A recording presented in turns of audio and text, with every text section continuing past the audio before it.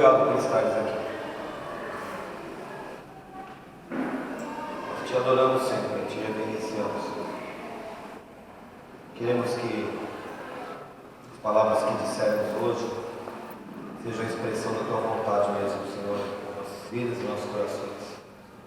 Que o Senhor se agrade daquilo que foi dito aqui, que o Senhor faça a semente brotar nos corações e frutificar. A 30, 60, 100 por 1, como diz a tua palavra, Senhor, nos consagramos, nos apresentamos diante do Senhor. Queremos ouvir a tua palavra em nome de Jesus. Amém. Vocês não vão abrir todos os textos que eu mencionar, tá? Para a gente agilizar aqui, eu tenho umas bases para colocar primeiro e depois eu vou pregar. Então, eu estou lançando bases por enquanto. Obrigado, Senhor. Eles podem buscar outro. Lucas 10, 38, a passagem que eu amo ler, diz que enquanto eles estavam de caminho, Jesus entrou no povoado. E uma certa mulher chamada Marta hospedou na sua casa. E tinha ela uma irmã chamada Maria, e esta quedava-se assentada aos pés do Senhor a ouvir os ensinamentos. E Marta agitava-se de um lado para o outro, ocupada em muitos serviços. E então se aproximou de Jesus e disse: Senhor, não te importas que a minha irmã tenha deixado que eu fique a servir sozinha?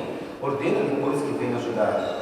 E respondeu o Senhor: Marta, Marta, andas inquietas, te preocupas com muitas coisas, entretanto pouco é necessário, ou mesmo só uma coisa.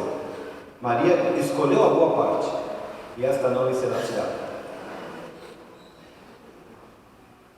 Estamos aqui falando sobre uma unção, por uma unção maior. Mas o Senhor mandou falar sobre amor.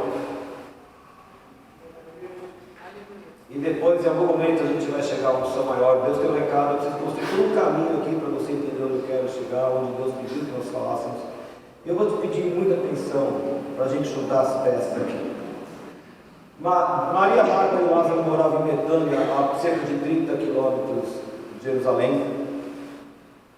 E Jesus visitava sempre essa família, eram seus amigos. Esse médico tem que ir embora. Todos os médicos vão embora. Não gosto de médicos. Vou para frente. É atrás de mim. Você quer me zoar? Eu não quero zoar, eu queria que eu não ouvisse. Tá bom, eu volto. Agora tá bom. É assim que me trata. Agora ficou muito. Agora volto. Tira esse. Não, pelo amor de Deus, tenha misericórdia de nós todos. Pode vir atrás. Volta que tá. Não, menos. Ok.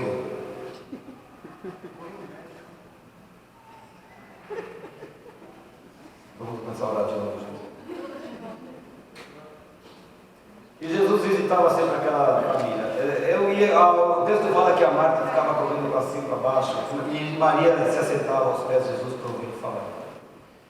E uma hora Marta vira para Jesus e fala: Jesus, não está certo, isso aqui fica servindo. Eu imagino que talvez fosse a hora do almoço, imagine só, era obrigação de Maria ajudar. Elas dividiam a casa, elas eram anfitriãs. Obrigação de Maria, ela estava lá fazendo o papel da outra também.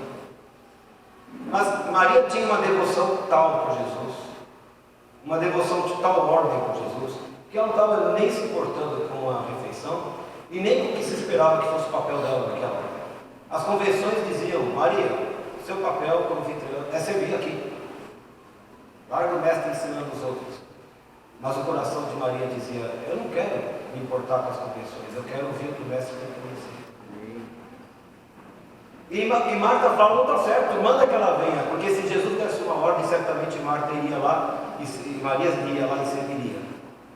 Mas Jesus, ao contrário, recriminou Marta e falou: Marta, você está muito preocupada com essas convenções, com essas etiquetas todas, mas Maria está com o coração em outra coisa. E ela escolheu a melhor parte. E eu é que não vou tirar essa parte de Maria. Maria aparece no outro texto, em João capítulo 12. Jesus estava para morrer, faltavam 6 dias para a Páscoa. E eu penso que na mente de Jesus passou assim: eu preciso ir até Betânia e ver os meus amigos pela última vez. Vou até lá. E Jesus foi então até Betânia visitar Maria, Marta, Lázaro, e deram a ceia para Jesus ali. 6 dias para a Páscoa. E de repente apareceu Maria no versículo 3, ela toma 1 libra de um bálsamo de um nardo puro, muito precioso, e ungiu os pés de Jesus e enxugou com seus cabelos e encheu-se toda a casa com o perfume daquele bálsamo. Então Maria pegou um perfume que valia o ordenado de um ano inteiro. Você fez aí declaração de imposto de renda, você tem que declarar os ganhos anuais, aquela coisa toda. Imagina lá o valor que você pôs, aquilo tudo que você ganhou durante o ano dava para comprar um perfume. E ela pega aquele perfume e quebra para jogar nos pés de Jesus. Judas Iscariotes, que tomava conta da tesouraria lá da equipe de Jesus, falou: que desperdício é esse? Um dinheiro desse desperdiçado aí. E o ato de Maria foi um ato impróprio para uma mulher da condição de Maria. Primeiro porque uma mulher jamais poderia se aproximar, naquele contexto, de um homem que fosse visitante na sua casa. E ela quebra as regras sociais, ela se aproxima demais de Jesus. Segundo que ela trouxe os cabelos não amarrados, não presos, os cabelos estavam soltos. E as prostitutas é que usavam cabelos soltos. Terceiro, que ela resolve enxugar os pés de Jesus, que era uma atribuição de servos, de escravos. E Maria era dona da casa. As pessoas podiam pensar mal de Maria. As pessoas podiam pensar: essa mulher aí está se oferecendo para Jesus. As pessoas podiam julgar o que quisessem. Ela está se comportando como uma vadia. Ela não está se comportando como a dona da casa que ela deveria ser. Maria não estava nem um pouco preocupada com a opinião pública em relação ao seu submisso pelo Senhor. Ela sabia que ela estava fazendo o papel de uma escrava. Ela devia ter serviçais na casa. Mas ela falou: não, quem vai servir aqui sou eu. Eu penso que Maria considerava que Jesus era tão digno de louvor, de honra, de adoração e de amor, que ela não estava preocupada com qualquer tipo de humilhação que ela pudesse sofrer, com qualquer tipo de recriminação que ela pudesse ouvir dos circunstantes em relação a ela, porque Jesus valia aquilo e muito mais. Amém. Jesus valia tudo aquilo. E quando ela quebra o perfume, ela derrama sobre os pés de Jesus, é como se ela estivesse abrindo a própria vida e derramando os pés de Jesus. Fala: eu estou aqui com a minha vida. É para te agradar. A minha vida é para te honrar. A minha vida é para te servir. Eu estou aqui à tua disposição. Maria tinha uma categoria de amor que a gente não encontra.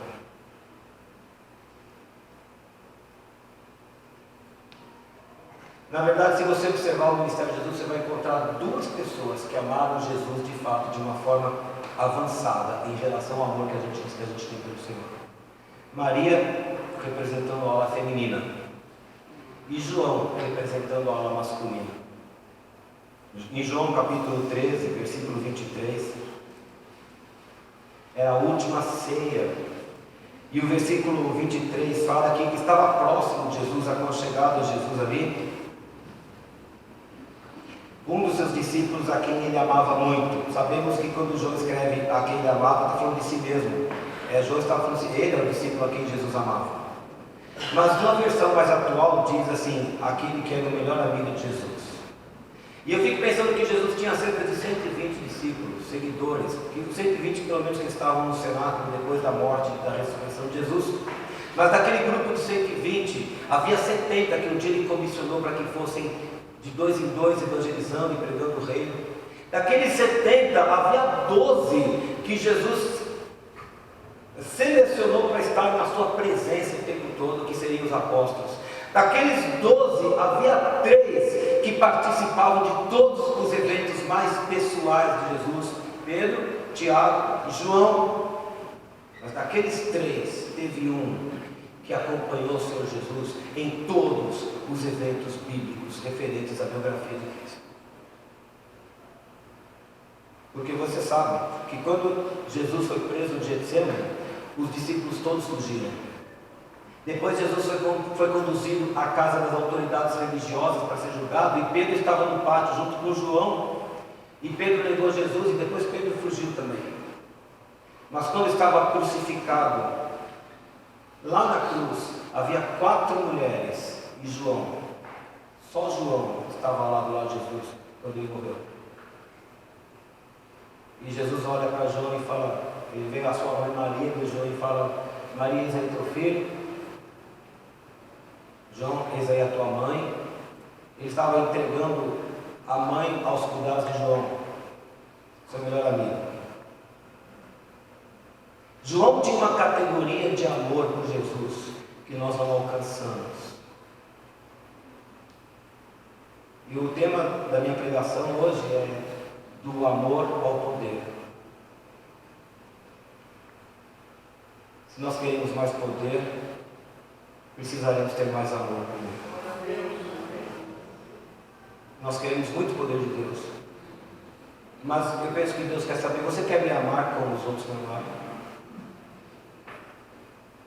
O nosso amor por Jesus é muito tímido ainda. Às vezes a gente pede um copo d'água e ele vem pela metade. Jesus pede um copo d'água e vem pela metade. Às vezes você pede 2 copos d'água e vem um. Mas eu não quero dizer que ele não me ame. Isso não estava programado, mas Jesus está ensinando aqui hoje. Que quando eu dou aula é assim lá também, mas quando acontecem umas coisas estranhas. Existe uma categoria de amor que a gente precisa conhecer e que não está em nós. Como desenvolver esse amor pelo Senhor? Então eu vou dar 4 passos para desenvolver esse sentimento, né? Se você estiver interessado nele. E muito legal, porque ontem o José apresentou o primeiro e a Dulce apresentou o segundo.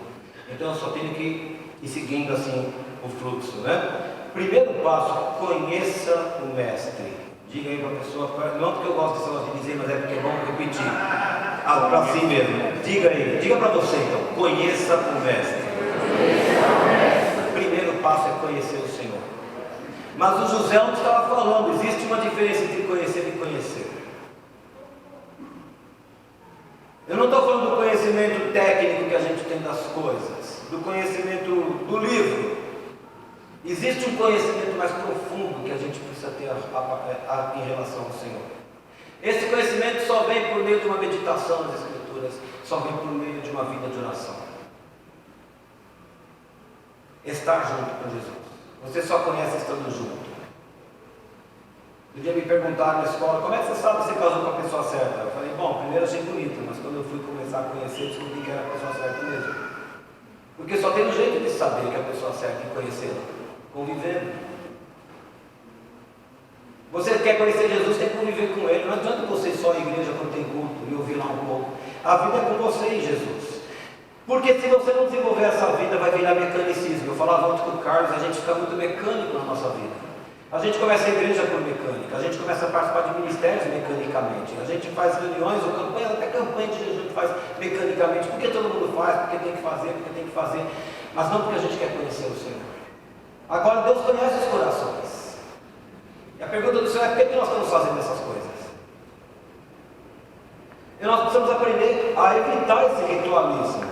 Os fariseus eram mais mecanicistas do que todos. Os fariseus conheciam as Escrituras como poucos, mas não foram capazes de perceber que as Escrituras revelavam Jesus como Cristo. Não adianta você conhecer. Mecânica não resolve o problema. Não é um exercício mero. As nossas orações não podem se parecer com compras de mercado. Alguém lá estava falando sobre 2 listas de oração. Quem que falou que havia 2 listas de oração? E você disse que uma lista era as questões pessoais e que outra eram questões ministeriais. Aquele teve uma visão, 2 listas de oração que todos nós temos. Pedidos pessoais, pedidos ministeriais. Neste retiro, Deus está atendendo aos seus pedidos ministeriais. Amém. Por causa do fato de que muitas vezes nós aparecemos com Deus com lista de compra. Eu preciso de fralda, eu preciso de Nescau, eu preciso de leite, eu preciso de sabonete, escova de dente, um pente. E Jesus está falando, não, você precisa me amar mais. Amém, amém, Jesus. Amém. Você não precisa de nada disso, você precisa me amar mais um pouquinho. Olha o Salmo 119, vem comigo ao Salmo 119.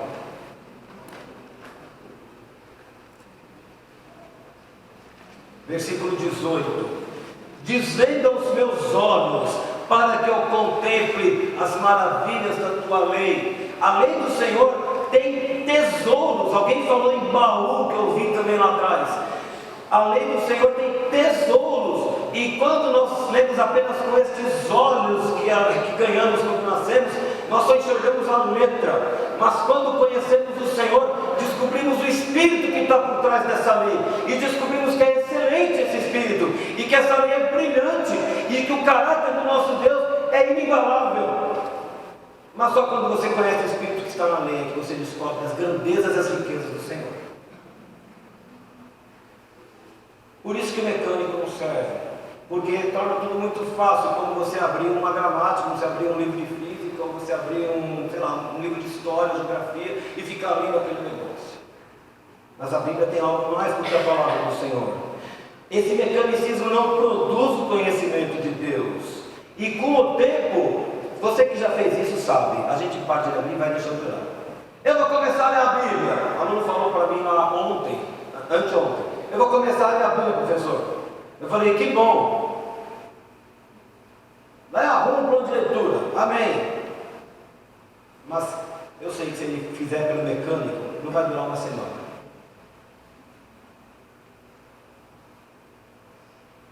Porque é assim que acontece.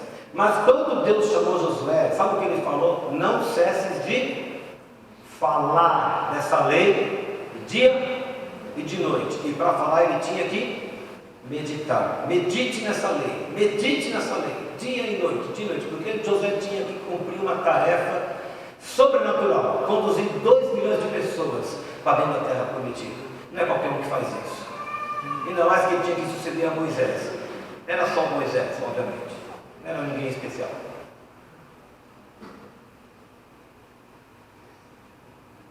Medite nessa lei. Dia e noite. Tome cuidado, seja zeloso para cumprir tudo que está escrito. Vai prosperar o seu caminho. Vai prosperar o seu caminho. Você será bem sucedido e você vai colocar esse povo dentro da terra que eu prometi dar aos seus pais. Glória a Deus. Tessalonicenses, Paulo fala: orai sem cessar. Nós devemos desenvolver o hábito da oração e da meditação na palavra de Deus todos os dias para entender o que Deus pensa sobre as coisas.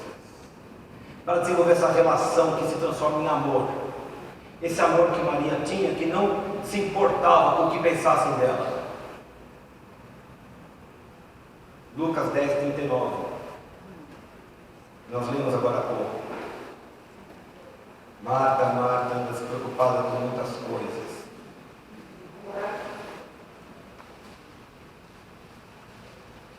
Mas Maria estava aquietada, assentada aos pés do Senhor, ouvindo os ensinamentos. Maria aos pés de Jesus. Jesus, eu quero conhecer tudo o que o Senhor tem para me dizer.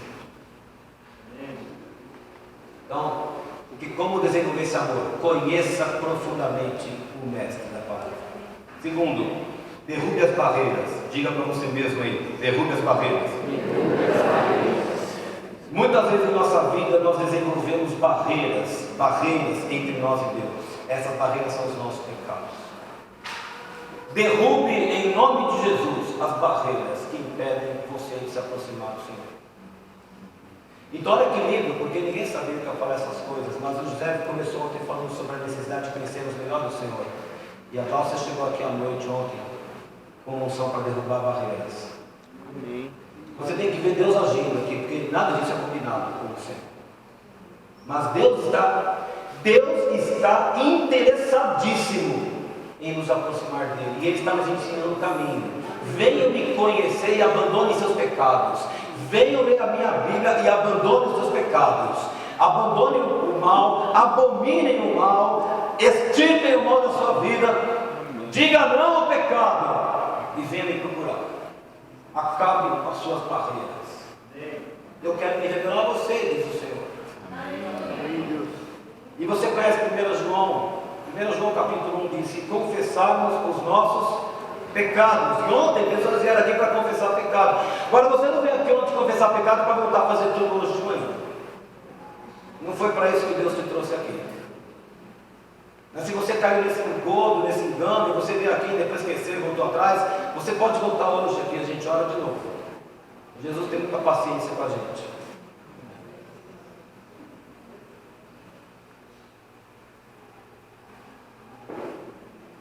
Se confessarmos os pecados, Ele é fiel e justo para nos purificar dos pecados, nos perdoar de toda injustiça. O sangue de Jesus é o único elemento que pode nos apresentar puros diante de Deus. Você pode se esforçar e você pode fazer quanta leitura bíblica você quiser. Você pode orar quantas horas você quiser. Se você não tiver essas barreiras entre você e Deus, será apenas tempo perdido. Existe um fato: o pecado gera a inimizade entre nós e Deus, e somente o sangue de Jesus pode quebrar essa inimizade, e nós precisamos recorrer a esse sangue. O Senhor ofereceu o sangue por nós, para que sejamos livres. É para fazer uso do sangue, é para fazer uso do sangue. Seria bom se não pecássemos, mas como somos humanos, faça uso do sangue de Jesus todos os dias da sua vida. Lembre-se, houve uma mulher que foi perdoada por Jesus, uma prostituta, essa sim com os cabelos, prostituta, com os cabelos soltos, lavando com as lágrimas os pés de Jesus e secando com seus cabelos. O fariseu, julgando Jesus, falava assim: se ele soubesse que essa mulher é pecadora, não deixaria que ela se aproximasse assim dele. E ele falou para aquele fariseu, contou a história daquelas duas pessoas que foram perdoadas. O fariseu disse que certamente a pessoa que foi mais perdoada amaria mais. E é verdade, quem foi mais perdoado ama mais. Se ontem à noite você foi liberto, deve surgir no seu coração uma gratidão tal por Jesus. Uma gratidão tal. Porque ontem pode ter saído uma canga da sua cabeça. Ontem você pode ter ficado com a mente livre. Ontem o peso das costas pode ter ido embora. E uma operação desse nível só pode ter uma resposta: uma devoção maior ao Senhor, porque Ele ama você. Amém. Terceiro, confie única e exclusivamente em Jesus. Repita: confie única e exclusivamente em Jesus. Não confie no seu braço. Não confie na sua capacidade de fazer as coisas, de manter as suas rotinas. Quando nós confiamos no nosso braço, nós nos tornamos legalistas e estamos entendendo que pelo poder dos nossos braços nós somos capazes de manter uma vida de santidade no Senhor. Isso não é verdade, porque a palavra de Deus fala que o nosso coração é enganoso, em Jeremias, e Romanos diz que os nossos pés se apressam para fazer o que é mal. O que você pode esperar de uma pessoa que tem um coração que engana e que tem pés que se apressam para o mal? Não dá para esperar a santidade. Não é de uma pessoa ou outra, é de todos nós. Isso não está em nós. A santidade não está em nós. Deus é que dá a santidade. Ela vem do Senhor. A santificação vem do Senhor. É Deus quem nos dá. É nosso direito, nós devemos buscá-la. Mas é necessário compreendermos que é Deus quem nos dá isso, porque não está em nós. Nós gostamos do pecado. Nós gostamos de fofoca, nós gostamos de mentira, nós gostamos de inveja, nós gostamos de falar umas verdades que os outros precisam ouvir, dá uma alegria aqui dentro. E dá, você, não é que você já fez, eu adorava ver uma pessoa, você é um estúpido, eu adorava falar isso, eu falava forte, assim, eu sentia uma alegria gostando do meu profundo do coração. Nós somos assim, meu querido. Aí um dia Jesus veio e começa a mudar. Não fui eu que mudei, não, foi o Senhor que mudou. Não foi Glaucio que se mudou, foi o Senhor que fez uma operação. E deixa eu contar uma coisa aqui para vocês. Eu vou explicar o que aconteceu ontem, na minha ótica. Hebreus fala que o sacerdote tem que ser retirado do meio do povo, porque ele é uma pessoa, como qualquer outra, sujeita aos mesmos erros, e é por isso que ele pode se compadecer dos que erram. Esse é o princípio bíblico. Todo sacerdote é tirado do meio do povo para que ele saiba que o povo tem dificuldades, como o sacerdote teve. E Deus permite que os sacerdotes tenham passado por momentos horríveis na vida. Deus permite, para que a glória seja sempre dele. E você não tem que ter vergonha de sacerdote nenhum, porque o sacerdote é igualzinho a você. Desculpa te falar. Às vezes você pensa que pastor aqui na frente é super-herói. Não é nada disso. Nós somos nossos passados são horríveis, são medonhos, mas a graça do Senhor está sempre sobre nós. E o que você tem que olhar é falar assim: o Senhor fez com ela, o Senhor fez com ele, o Senhor vai fazer comigo também. É isso que você tem que ter em mente. Quando você é uma pessoa contando um testemunho desse. Eu estava lá e vi todas as coisas. Nesse sentido é bom lembrar o passado. Nesse sentido. Saber que Deus continua fazendo. Tem um pastor chamado Mike Bigley, acho que é assim que fala o nome dele. Olha que frase Deus falou para ele. Esse pastor exercitou-se muito na santidade. Olha o que Deus falou para ele. Ele ouviu Deus falar assim: se você chegar a vencer na vida cristã, não será porque você é um bom seguidor, mas porque meu filho é um bom líder. Vou repetir. Amém. Se você chegar a vencer na vida cristã, não é porque você foi bom discípulo, mas porque você teve um bom líder que te levou aqui. Amém. A glória nunca é nossa. Por isso que Lucas fala: nós somos servos inúteis, que só fizemos o que foi mandado. Ponha a sua confiança na habilidade que Jesus tem de liderar, e não na sua habilidade de seguir a Jesus. Vou repetir: ponha a sua confiança na habilidade que Cristo tem de liderar você, e não na sua habilidade de seguir a Jesus. Quarto passo: peça ao Espírito Santo. Porque se não está em mim, eu preciso receber de algum lugar. Eu preciso que alguém me dê. Tiago 4:2 fala que nós não temos porque não pedimos. Não temos porque não pedis. Você precisa de santificação? Você pede a Deus pela manhã? Você pede a Deus? Você sabe quais são os seus pontos fracos? Você sabe quais são aquelas encruzilhadas do caminho da sua vida, do seu dia a dia? Aqueles momentos perigosos do seu dia. Você pede a Deus pela manhã: Senhor, me proteja naquele momento.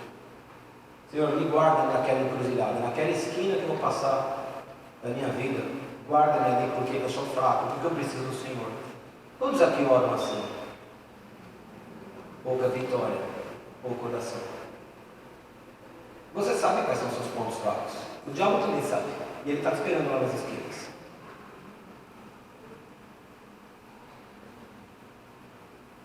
Aí você fala: caí de novo, errei de novo. Mas você não orou antes? Não, pai, então desculpe. 1 João capítulo 5 fala: nossa, falou isso, se nós pedimos alguma coisa segundo a sua vontade, ele nos... É interesse de Deus que sejamos santos, porque ele diz: sede santos como eu sou santo. Eu não posso ser santo como Deus é, meu querido. Não está em mim, a menos que ele me dê essa capacidade. Agora, o Gustavo não sabia de nada hoje, quando ele resolveu abrir com João 17. Mas eu queria que você fosse comigo João 17 hoje, porque estava na pregação. E eu orei ali no canto e falei: Senhor, não deixe de ler o meu versículo. E aí ele não leu. Ufa. Eu pedi: Senhor, atende o meu pedido.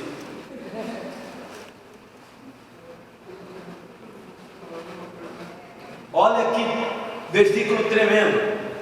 Versículo 26. Essa oração a gente devia fazer todo dia também, mas o Gustavo deu uma ênfase na questão da unidade, né? Mas olha o versículo 26 que fala aí: eu lhes fiz conhecer o teu nome, e eu ainda o farei conhecer, a fim de que o amor com que me amaste esteja neles, e eu neles esteja. Presta atenção, Adriano, olha o que Jesus estava dizendo para Deus Pai. Meu Pai, eu apresentei aos meus discípulos o teu nome, e eu fiz com que eles conhecessem o Senhor. Para quê? Para que o amor que o Senhor teve por mim esteja neles. Jesus falou no Evangelho de João várias vezes: o Pai me ama, o Pai me ama, porque o Pai me ama, porque o Pai me ama. Que tipo de amor você acha que Deus Pai tinha por Deus Filho? Não precisa me responder. Olha o que Jesus falou: que o amor que o Senhor teve por mim esteja neles. Jesus gostaria que nós o amássemos com o amor da mesma categoria que foi o amor de Deus Pai por ele, nós estamos muito longe disso. A fim de que o amor com que me amaste esteja neles e eu neles esteja. A gente devia se ajoelhar e falar: Senhor, me ensina a te amar desse jeito. Eu não consigo. Vocês entendem? É muito mais do que as palavras que nós cantamos aqui no louvor. É muito mais do que uma campanha de oração no monte. É muito mais do que abrir um ministério para o Senhor. É algo além disso tudo que nós devemos, eu não sei, escavar para encontrar. Aleluia. Aleluia. Agora que eu falei essas coisas, então a gente vai à pregação, tá? O Senhor espera que nós o conheçamos, que nós derrubemos as barreiras que há entre nós, que nós confiemos única e exclusivamente em Jesus para nos dar esse amor, e peçamos ao Espírito Santo que nos dê. Mas o que isso tem a ver com o poder? E agora então, o fim da pregação. Marcos capítulo 3. A pregação é só isso que vem agora. Marcos capítulo 3.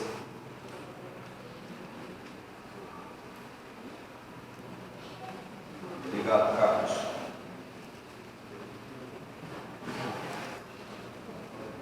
Marcos capítulo 3, versículo 13. Depois, Jesus subiu ao monte e chamou os que ele mesmo quis e vieram para junto dele. Todo mundo chegou ao versículo 14? Então presta atenção. Designou 12. Para quê? Diga aí, para estarem. Guarda aí.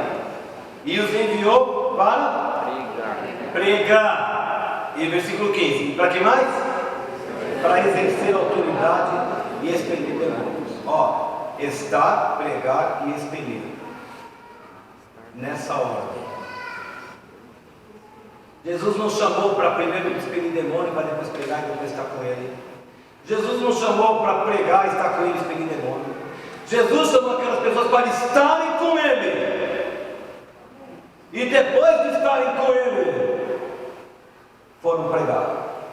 E depois foram expelir demônios. E estar com ele foi o que Maria fez. Eu quero estar com Jesus. Foi o que João fez. Eu estarei com Jesus até a morte dele. Jesus chamou alguns para estarem com ele. Onde está Jesus? Eu quero estar. E aí não é mais obrigação. Aí você não vai à igreja por mecanicismo. Você vai lá porque Jesus está lá, caramba. Onde você quer estar? Eu não quero estar em outro lugar. Porque a gente às vezes confunde, e realmente para muitas pessoas estar num culto se transforma numa rotina, virou algo mecânico, virou obrigação e de fato gera pouco resultado na vida. E sempre a igreja acontece pouca coisa no coração da gente, porque a gente faz mecanicamente. Mas eu quero estar lá porque eu quero estar com Jesus. Ah, mas Jesus está na minha casa. Eu sei que Jesus está na sua casa, mas tem que entender que Jesus fez a igreja. Eu quero estar. Eu quero estar onde Jesus está. Eu não quero estar em outro lugar. Mas Maria tinha que estar lá servindo. Era obrigação de Maria. Era o papel dela, mulher ali, na estrutura social. Ela tinha que estar lá agora servindo. Não quero nem saber disso. Eu quero estar nos pés de Jesus.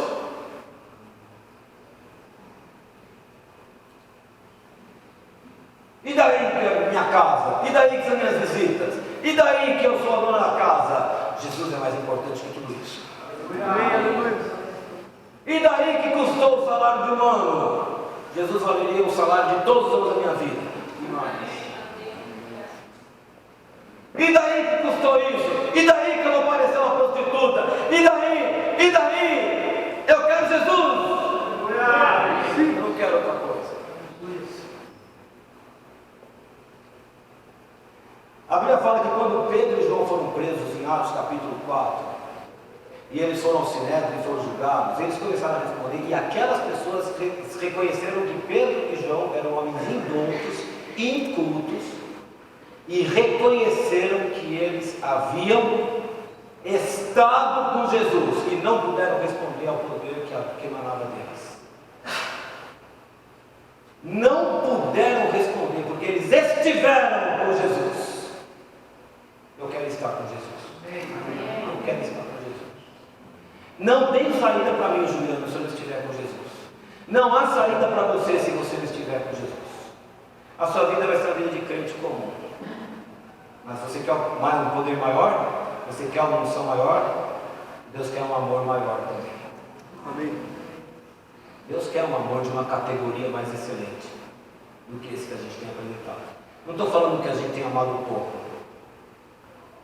Eu vim dizer que existe uma categoria melhor, que eu também não conheço, mas que eu estou disposto a conhecer, para ter uma unção maior. Moisés esteve com Jesus. Daniel está.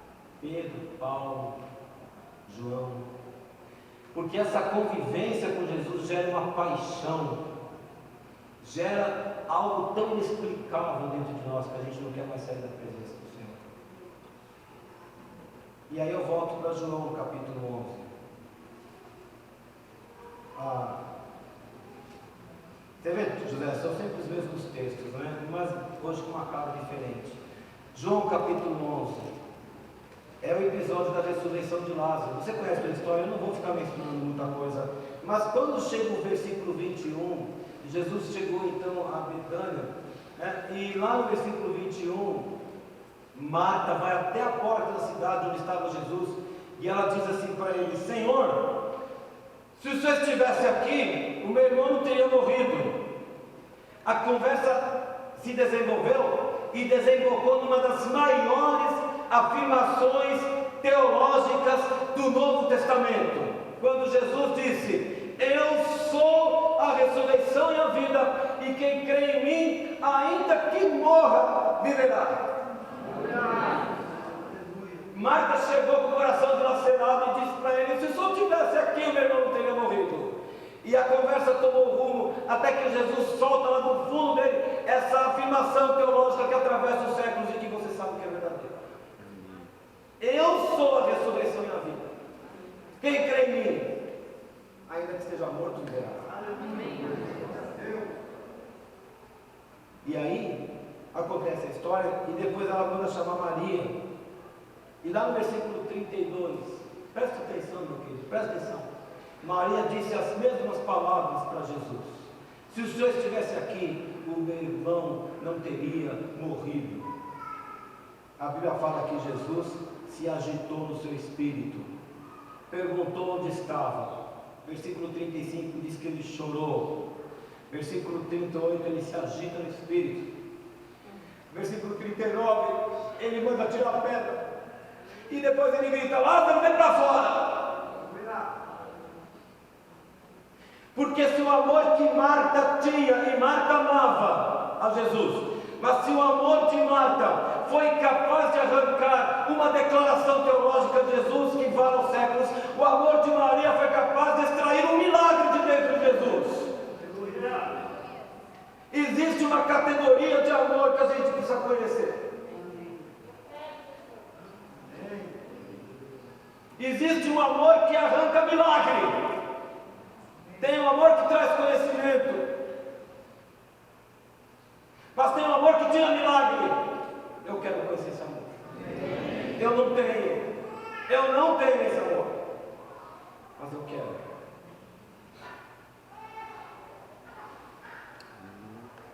Todos querem esse amor. Vai custar caro, você sabia disso?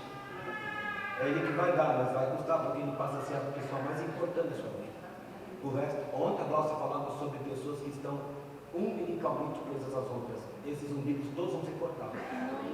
Eles precisam ser cortados para que Jesus seja o primeiro, porque senão você continua amando mais outras pessoas do que a Jesus. Embora você goste muito de Jesus. Se você não for capaz de cortar esses cordões, a sua unção vai estar um ponto, mas ela não vai além disso. Eu vou terminar contando uma história.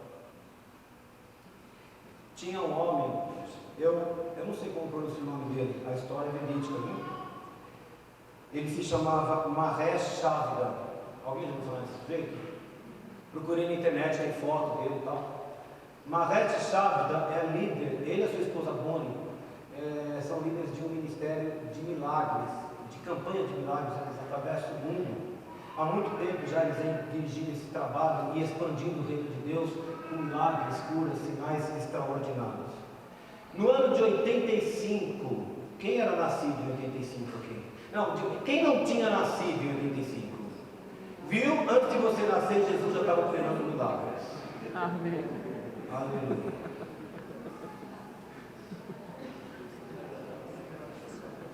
Eu estava entrando na faculdade desse ano. No ano de 85, em maio de 85, a mulher foi ao hospital porque estava grávida e nasceu o bebê, Arão, filho deles. Detalhe que o menino nasceu com 5 meses de gestação, 539 gramas. E os médicos imediatamente desencanaram a família e disseram: ó, esse menino vai morrer, pode esquecer, não tem a menor chance.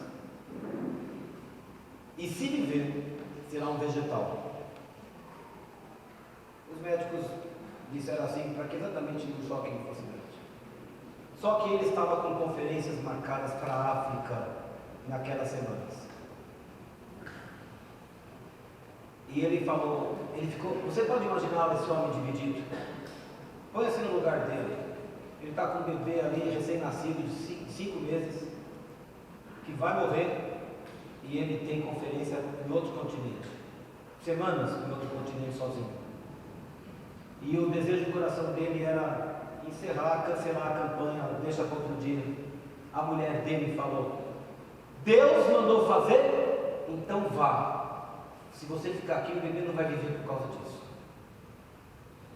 E porque a mulher disse, vejam a importância de uma esposa na vida de um servo de Deus. Quando há concordância, a gente sabe o que está fazendo na casa de Deus. Mulher, vocês não têm a liderança da família é do homem. Deus entregou a liderança para o homem e ele não abre mão disso. Mas como é fundamental a concordância na casa. E a mulher disse, vá. Ela que falou, vá, porque você aqui não vai dar vida para o bebê. E foi. E ele foi se despedir do bebezinho. Ele entrou na UTI, colocou óleo na cabeça do menino e falou: Arão, eu acho que eu nunca vou te ver aqui. Eu vou fazer a vontade de Deus lá no outro país que Jesus me chamou. Eu acho que só vou te ver no céu.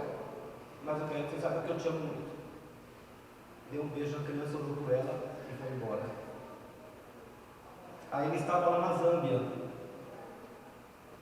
algumas semanas depois, e ele telefonou para a mulher dele e soube que o menino estava resistindo, ainda estava vivo lá. E aí ele foi para o Zaire, que não existe mais, virou sei lá o quê. Ele pensou que ia pregar numa praça com 800 pessoas, José. E ele se assustou quando ele encontrou 2.300 pessoas na praça para ouvir pregar. Era uma segunda-feira, dia 10 de junho, o bebê nasceu em maio.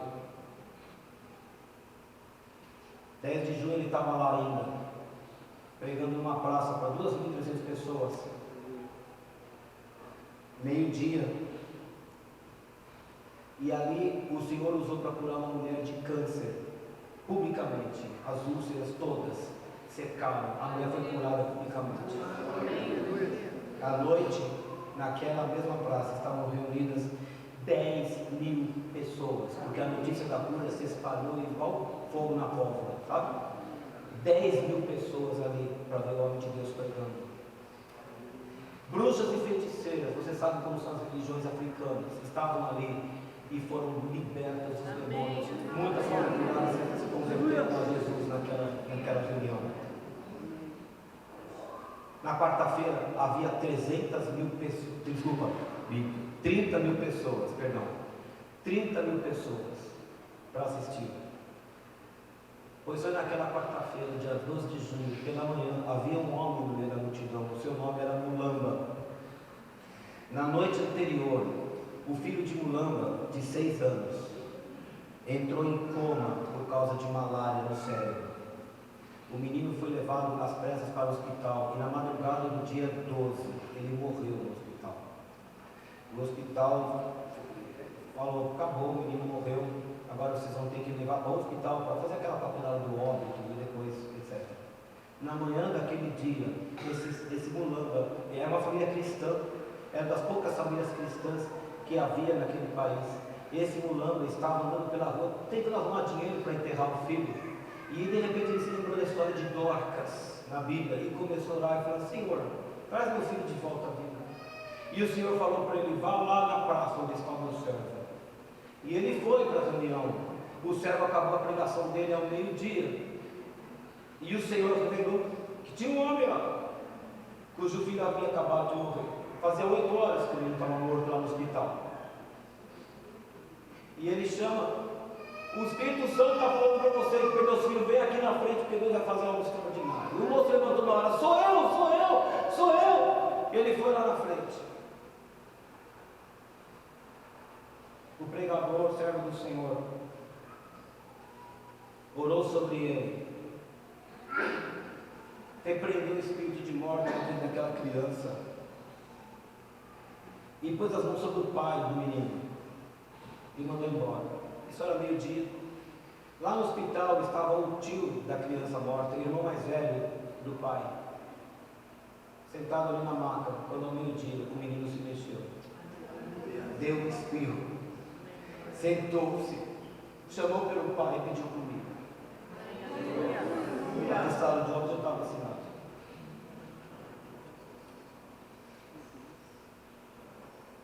Naquela semana, 200.000 pessoas ouviram o evangelho ser pregado, porque um homem ouviu o que Deus falou e não o que seu coração dizia.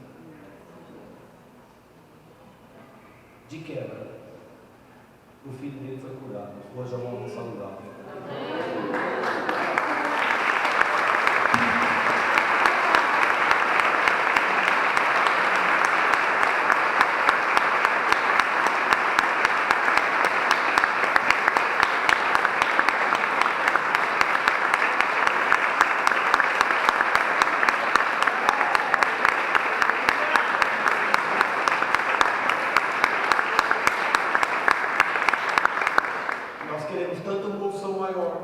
Mas a gente não quer dar uma tarde a mais para Deus uma semana. A gente não quer funcionar. Vamos falar a verdade. A gente quer que coisa bem. Mas Deus fala: você quer me amar mais? Você quer me amar como Maria me amou? Você quer me amar como João me amou?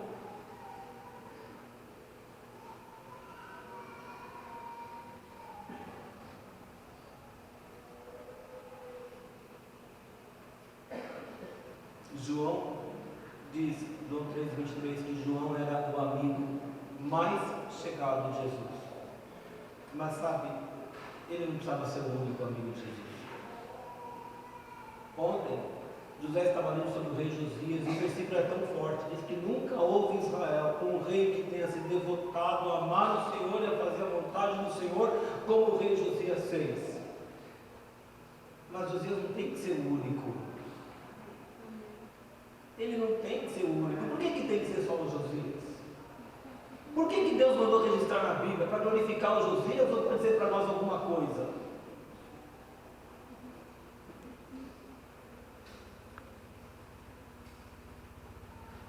Desculpa fazer exposições, nem falei para você que fazer exposições, mas Deus está tocando o coração. A Bíblia existe aqui porque é um milagre de Deus. Todos meus filhos têm a sua história. E todos eles têm a sua importância. E eu sei que na época certa, em algum momento, eu terei o exemplo de cada um deles para falar. Mas a Lia nasceu porque meses antes Deus me tirou o Isaac e falou no meu ouvido, no meu travesseiro enquanto eu dormia. Porque a Alice perdeu um bebê 3 meses antes da Lia ser gerada. Quando estava para descer o feto, o aborto no caso, quando estava para descer, nós tínhamos uma conferência em Suzano. É bom lembrar o passado às vezes. Nós tínhamos uma conferência em Suzano. E ela começou a sentir as contrações. E havia até pastores na nossa equipe naquela época que falavam: não vá a Suzano, não vá a Suzano, fica com a sua mulher. Mas nós tínhamos dado a nossa palavra. Nós precisávamos estar ali. Eu era o líder da equipe.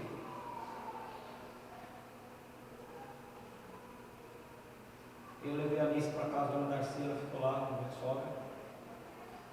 E nós fomos. Meu pai estava lá, o Cláudio estava lá, testemunhas. Naquela noite era Neuza Itioca que ia pregar. Não teve pregação. O Espírito de Deus tomou a casa no meio do louvor, de tal forma. Estou falando verdade? Cláudio, estou falando verdade? Cadê o Cláudio? O Espírito de Deus tomou aquela casa de tal forma que a Neuza Itioca não conseguiu pregar. Caiu todos pelo chão. E demônios eram expostos às pessoas.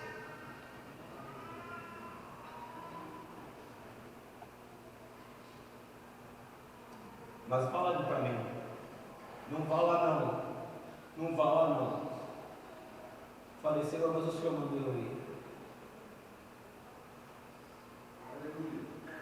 E ali se chorava. E a dona Darcy falava para ela, calma filha, vai passar. E ela falava, eu não estou chorando por isso.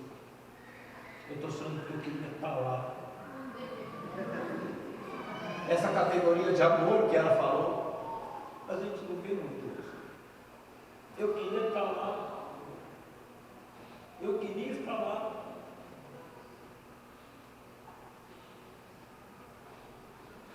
Depois, nas minhas revoltas com Deus me acorda de madrugada e fala, eu disse a Deus, o Senhor tirou meu filho. Eu fui lá te louvar lá, mas o Senhor tirou meu filho. Eu não vou esquecer disso, viu? A gente vai ter um Senhor de contas. Eu era muito petulante, ainda sou um pouco, mas eu era muito. E eu falei para Deus assim uma noite, você não me chame de Abraão, não quero ouvir nada dessas coisas. Mas não deu 2 semanas, o Senhor me acorda de madrugada falando, primeiro vira Isaac. Aí eu durmo, e eu escuto pela segunda vez, primeiro vira Isaac. Eu falo, Aí eu viro, durmo pela 3ª vez e escuto a frase no sonho, primeiro vira Isaac. E os médicos falavam, agora tem que esperar 1 ano para ter filho. Falei para eles, que 1 ano que é? Foi Deus que tomou, foi para ele. E o Senhor mandou ali.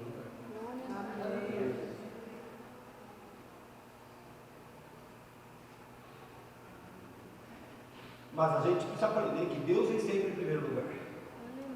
Ele não abre mão do seu primeiro. A gente canta mais amor, mais poder. Não sei como eu vou tocar isso sem reggae. Eu não gosto de reggae. Mas hoje eu não posso deixar de cantar essa música. Eu quero mais poder, mas eu preciso ter mais amor. Eu quero mais poder, mas eu preciso ter mais amor.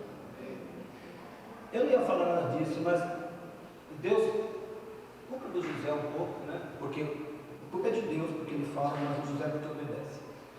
O José veio com uma história ontem, estamos fechados para a reforma e etc, né?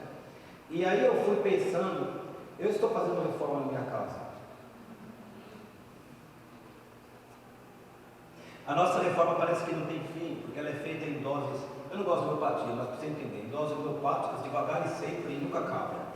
Um pouco agora, um pouco daqui a um ano. O Nau vai lá me visitar, eu nem deixo o Nau entrar em casa, porque é uma vergonha.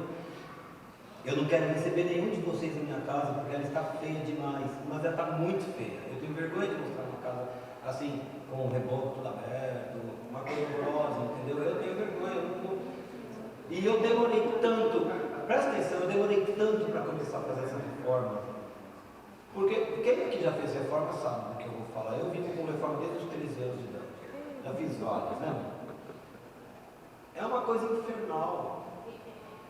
É sujeira o tempo todo, gente estranha na sua casa. Você tem suas coisas para fazer, o cara fala, precisa comprar um pacote de areia, precisa comprar um não sei o que, você sai, você volta e fala, vai comprar um cano, você sai, você volta, precisa comprar uma chave de fenda. Tudo assim, entendeu? Gente estranha entrando. Uma lambança, uma sujeira, poeira para todo lado. E eu venho atrasando essa reforma no meu banheiro. Eu venho atrasando essa reforma há anos. Lá em casa eles sabem disso. Mas tem uma hora em que a água começa a descer, entrar nas paredes do quarto, desce para a sala.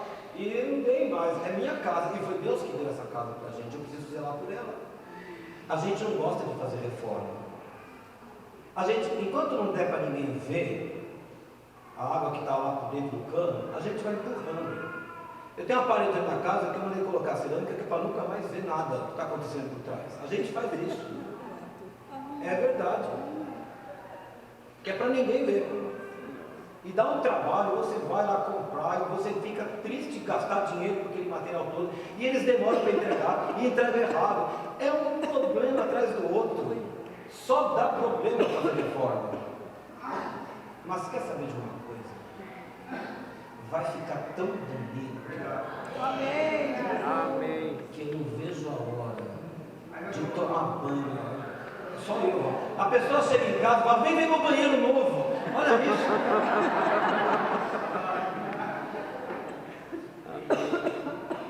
Mas para você ter um banheiro novo, primeiro, vai ter que quebrar todas as paredes. Vai levantar sujeira. Vai ter que trocar cano podre. Vai ter que passar a fiação. Vai gastar dinheiro. Vai tomar todo o tempo. Você vai respirar poeira muito tempo.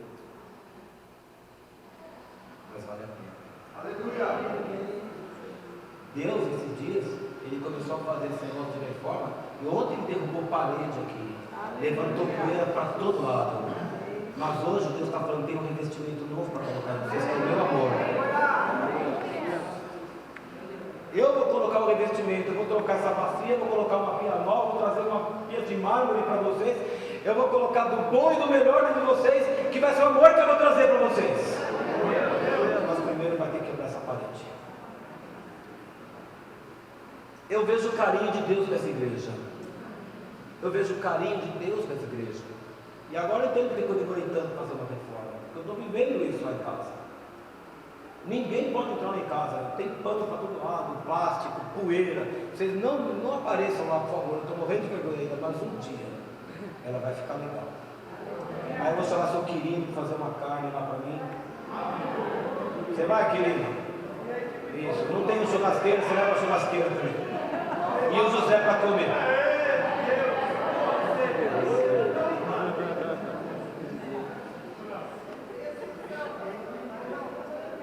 Não, mas peraí, eu tenho que fazer escala, né, muita gente.